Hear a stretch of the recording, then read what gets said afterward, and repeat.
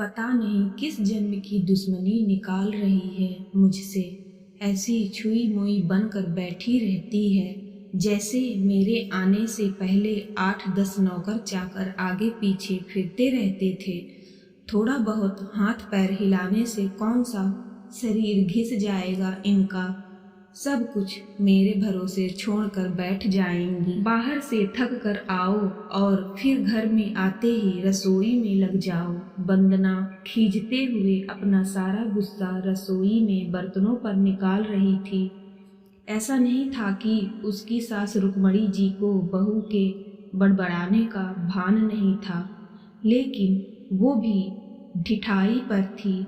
बहू की बड़बड़ाहट को एक कान से सुनकर दूसरे कान से निकाल रही थी। वंदना एक पढ़ी लिखी लड़की थी। उसका सपना था कि वो अपने पैरों पर खड़ी होगी। उसने नौकरी के लिए कई जगह आवेदन भी दे रखा था। इस बीच जब उसके लिए अनिकेत का रिश्ता आया तो उसने साफ साफ कह दिया कि वो शादी इसी शर्त पर करेगी कि शादी के बाद उसे अच्छी नौकरी मिली तो कोई उसे नौकरी करने से नहीं रोकेगा। आखिर इतना पढ़ने लिखने के बाद वो घर पर बैठी नहीं बैठ सकती। अनिकेत और उसके घर वालों को इस बात से कोई आपत्ति नहीं थी कि उनकी बहू नौकरी करेगी, इसलिए दोनों तरफ से खुशी खुशी ये रिश्ता हो गया। शादी के कुछ दिनों बाद ही वंदना का ज्वाइनिंग लेटर आ गया। जिस दिन वंदना ने अपने ससुराल वालों से कहा था कि वो अब नौकरी करेगी, तो उसकी सास रुक्मणी जी ने सारे परिवार के सामने कह दिया था, बहू नौकरी करे इससे मुझे कोई आपत्ति नहीं है। मैं ये भी नहीं कहूँगी कि वो पहले सारे घर का काम करे फिर नौकरी पर जाए, लेकिन मैं भी अब पहले की तरह पूरा घर नहीं संभाल सकती। मुझे सब कुछ मंजूर है, लेकिन मुझसे ये उम्मीद मत करना कि मैं बहू को रोटियां बनाकर खिलाऊंगी। मुझे पता है कि अगर मैं एक बार इस भंवर में फंस गई तो जिंदगी भर नहीं निकल पाऊंगी। उस वक्त सबको रुक्मणी जी की बातें सुनकर हैरानी तो हुई थी। उनके पति ने तो ये भी कहा कि मुझे नहीं पता था कि मेरी सीधी सरल पत्नी भी सास बनते ही अपना रूप बदल लेगी।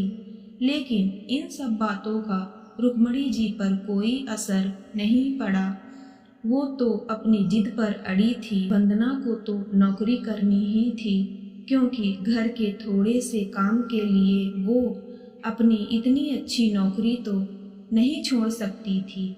वहीं उसके पति और ससुर जी ने भी नौकरी की इजाज़त दे दी थी, तो वो फिर कहाँ रुकने वाली थी।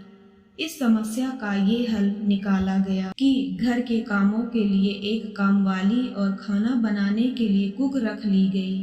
खाना बनाने वाली सुबह और शाम का खाना बनाकर चली जाती। वंदना का काम था ऑफिस से आकर बस खाना परोसना। यूं ही दिन निकल रहे थे। वंदना की शादी को 2 साल हो चुके थे।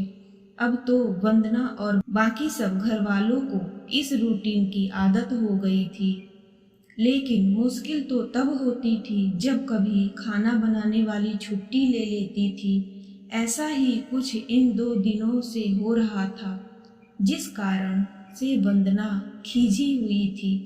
ऑफिस से आकर रोटियां बनाना उसे बहुत बड़ा बोझ लगता था। वैसे तो रुक्मणी जी इन दिनों में सब्जियां काट कर बना देती थी, लेकिन बहू के ऑफिस से आने के बाद रसोई में झांकती भी नहीं थी। उस समय वंदना को अपनी बैठी हुई सास बहुत चुभती थी। वो बड़बड़ाती रहती और रोटियां बनाती रहती। बाद में अपनी माँ से फोन पर भर भर कर शिकायत करती, जिसके बाद उसे थोड़ा सा सुकून मिलता था। कुछ दिनों बाद वंदना के भाई की शादी भी तय हो गई।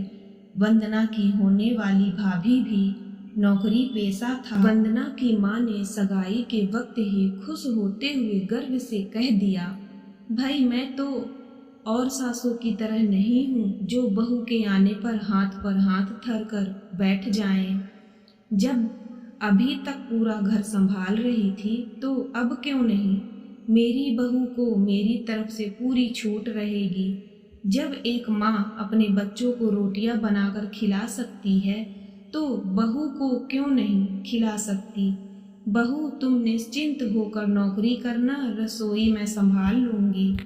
वंदना की माँ के उच्च विचार सुनकर उसकी होने वाली भाभी का पूरा परिवार और खुद वंदना भी गदगद हो गई। वाह माँ, आप कितने बड़े दिल की हैं। काश मेरी सास भी आपकी तरह होती, लेकिन मेरी किस्मत में ये सुख कहाँ। मेरी सास को तो बस हुक्म चलाना आता है। मुझे गर्व है कि मेरी माँ इतने खुले विचारों की है। अपनी चिड़चिड़ाहट निकालते हुए वंदना बोली। कुछ दिनों में ही वंदना के भाई की शादी हो गई और कुछ दिनों बाद ही वंदना की भाभी ने अपनी नौकरी ज्वाइन कर ली। वंदना की माँ भी अपनी बहू को हथेलियों पर रखती थी। सुबह उसका नाश्ता, टिफिन, फिर रात का खाना भी तैयार रखती थी।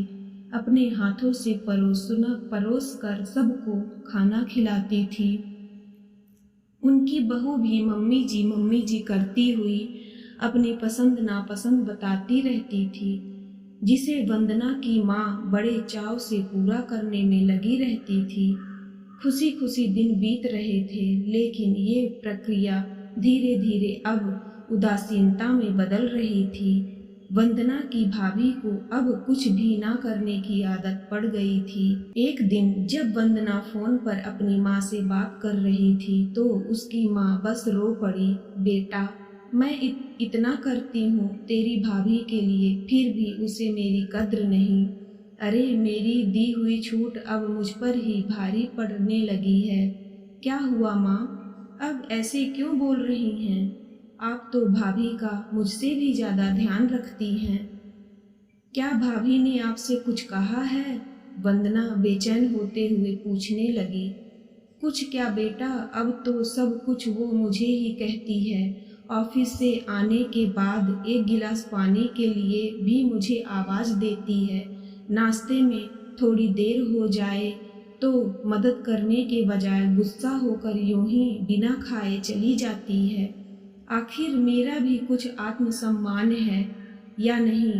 मैं तो उसके लिए बस काम वाली बनकर रह गई हूँ। माँ, ये तो बहुत गलत बात है। आप भाई से साफ साफ कह क्यों नहीं देती कि अपनी बीवी की लगाम खींच कर रखे? आप माँ हैं, कोई नौकरानी नहीं।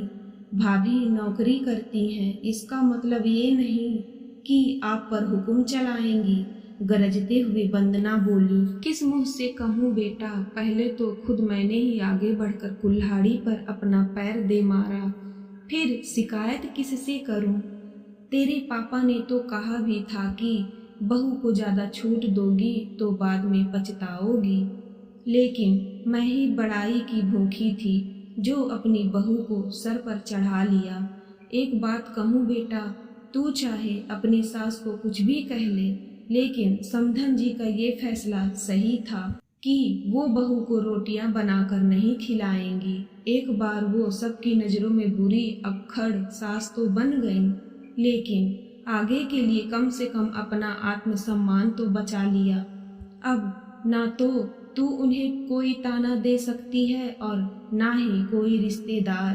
काश मैंने भी शुरू से ही ये घर गृहस्थी की पूरी जिम्मेदारी अपने सिर पर लेने से इनकार कर दिया होता तो आज मेरा ये हाल ना होता। माँ की बातें सुनकर वंदना निशब्द हो गई। भारी मन से उसने फोन रख दिया। बाहर हाल में आकर देखा तो सास ससुर आराम से बैठकर बातें कर रहे थे।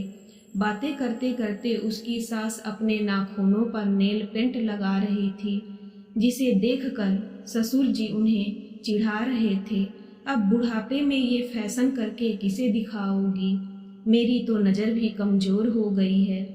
किसी को नहीं दिखाना मुझे।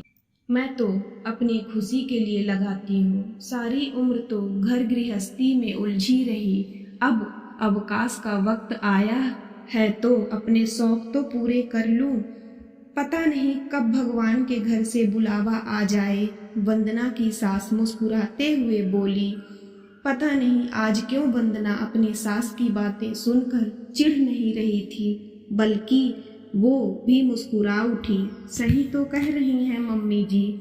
एक गृहिणी को अपने लिए वक्त ही कब मिलता है। पहले अपने बच्चों को पाल पोस कर बड़ा करो, फिर कामकाजी बहू आ जाए तो उसे और उसके बच्चों को संभालो। काश मेरी माँ ने भी मेरी सास की तरह अपने पहले ही कह दिया होता कि बहू को रोटियां बनाकर नहीं खिला सकती